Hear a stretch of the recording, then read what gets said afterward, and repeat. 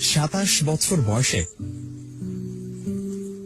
যখন হন্যে হয়ে ব্যাংকে চাকরি করছেন, তখন আপনারই বয়সী কেউ একজন সেই ব্যাংকেরই ম্যানেজার হয়ে বসে আছেন।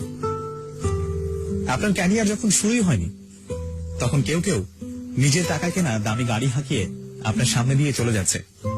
কর্পোরেটে যে সবসময় চেহারা দেখে প্রমোশন দেয় তা কিন্তু নয়। দিন বদলাচ্ছে, কনসেপ্ট গুলো বদলাচ্ছে। শুধু বেতন পাওয়ার জন্য কাজ করে গেলে শুধু বেতনই পাবেন। কথাগুলো কেন এমন হয়? সবচাইতে ভালোটি সবচাইতে ভালোভাবে করে কিভাবে? প্রথমেই আসে পরিশ্রমের ব্যাপারটা। যারা আপনার চাইতে এগিয়ে, তারা আপনার চাইতে বেশি পরিশ্রমী, এটা মেনে নিন। ঘুমানোর আনন্দ আর ভোর দেখার আনন্দ একসাথে পাওয়া যায় না। শুধু পরিশ্রম করলে সব হয় না, আর তাই যদি হতো তবে গাধা হতো বনের রাজা। শুধু পরিশ্রম করা নয়, এর পুরস্কার পাওয়াটাই বড় কথা। Only your results are rewarded, not your efforts. Well, only your results are rewarded, not your efforts. আপনি এক্সট্রা আওয়ার না থাকলে এক্সট্রা মাইল এগিয়ে যাবেন কিভাবে? সবার দিনই তো 24 ঘন্টার। আমার বন্ধুকে দেখেছি, অন্যরা যখন ঘুমিয়ে থাকে তখন সে রাত জেগে আউটসোর্সিং করে। ও রাত জাগার সুবিধা তো পাবেই। আপনি বাড়তি কি করলেন সেটাই ঠিক করে দেবে আপনি বাড়তি কি পাবেন। আপনি ভিন্ন কিছু করতে না পারলে আপনি ভিন্ন কিছু পাবেন না। বিল গেটস রাতারাতি বিল গেটস হননি। শুধু ভার্সিটি ড্রপ আউট হলেই স্টিভ জবস কিংবা জুকারবার্গ হওয়া যায় না। আমার মতো অনার্সে 2.74 সিজিপিএ পেলেই বিসিএস আর আইবি এর ভর্তি পরীক্ষার ফার্স্ট হওয়া যাবে না। অল আউটলায়ার্স বইটি পড়ে দেখুন।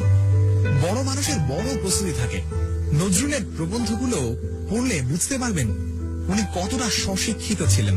শুধু রুটির দোকানে চাকরিতেই নজরুল হয় না, কিংবা স্কুল কলেজে না গেলেই রবীন্দ্রনাথ হওয়া যায় না।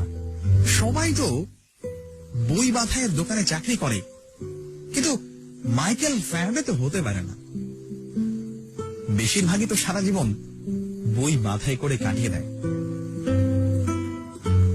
স্টুডেন্ট লাইফে কে কি বলল সেটা নিয়ে মাথা ঘামাবেন না। আমাদের ব্যাচে যে ছেলেটা প্রোগ্রামিং করতেই পারতো না, সে এখন একটা সফটওয়্যার ফার্মের মালিক। যাকে নিয়ে কেউ কোনোদিন স্বপ্ন দেখেনি, সে এখন হাজার হাজার মানুষকে স্বপ্ন দেখতে শেখায়। ক্যারিয়ার নিয়ে যার তেমন কোনো ভাবনা ছিল না, সে সবার আগে পিএইচডি করতে আমেরিকায় গেছে। সব পরীক্ষায় মহা উৎসাহে ফেল করা ছেলেটি এখন একজন সফল ব্যবসায়ী। আপনি কি পারেন কি পারেন না এটা অন্য কাউকে ঠিক করে দিতে দেবেন না। পাবলিক ভার্সিটিতে চান্স পাননি, প্রাইভেটে পড়ছেন কিংবা ন্যাশনাল ভার্সিটিতে, সবাই বলছে আপনার লাইফটা শেষ। আমি বলি, আরে আপনার লাইফ তো এখনই শুরু। আপনি কত দূর যাবেন এটা ঠিক করে দেয়ার অন্যরা কে? লাইফটা কি ওদের নাকি? আপনাকে ডাক্তার ইঞ্জিনিয়ার হতেই হবে কেন? কিংবা ডাক্তারি পাশ করে কেন ডাক্তারি করতে হবে? আমার পরিচিত এক ডাক্তার ফটোগ্রাফি করে মাসে আয় করেন 6 থেকে 7 লাখ টাকা। যেখানেই পড়াশোনা করুন না কেন, আপনার এগিয়ে যাওয়া নির্ভর করে আপনার নিজের ওপর। শুধু ওই oh shit sorry baby chatting dating দিয়ে চলবে না। আপনি যার উপর ডিপেন্ডেন্ট তাকে বাদ দিয়ে নিজের অবস্থানটা কল্পনা করে দেখুন। যে গাড়িটা করে ভার্সিটি আসেন, ঘোরাঘুরি করেন, সেদিকে আপনার নিজের টাকায় কেনা। ওটা নিয়ে ভাব দেখান কোন আক্কেলে? একদিন আপনাকে পৃথিবীর পথে নামতে হবে। যখন আপনাকে যা যা করতে হবে সেসব কাজ এখনই করা শুরু করুন। জীবনে বড় হতে হলে কিছু ভালো বই পড়তে হয়, কিছু ভালো মুভি দেখতে হয়, কিছু ভালো মিউজিক শুনতে হয়, কিছু ভালো জায়গায় ঘুরতে হয়, কিছু ভালো মানুষের সাথে কথা বলতে হয়, কিছু ভালো কাজ করতে হয়। জীবনটা শুধু হাহা হিহি করে কাটিয়ে দেওয়ার জন্য নয়।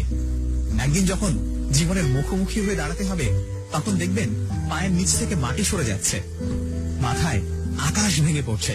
স্কিল ডেভেলপমেন্টের জন্য সময় দিতে হয়। এসব একদিনে কিংবা রাতারাতি হয় না। আপনার মতো করে লিখতে হলে আমাকে কি করতে হবে? আমি আপনার মতো রেজাল্ট করতে চাই, আমাকে কি করতে হবে? এটা আমি প্রায় শুনি। আমি বলি অসম্ভব পরিশ্রম করতে হবে, no shortcuts. Sorry, sorry, no shortcuts. Reply আসে, কিন্তু পড়তে যে ভালো লাগে না। কি করা যায়? উত্তরটা একটু ভিন্ন ভাবে দিই।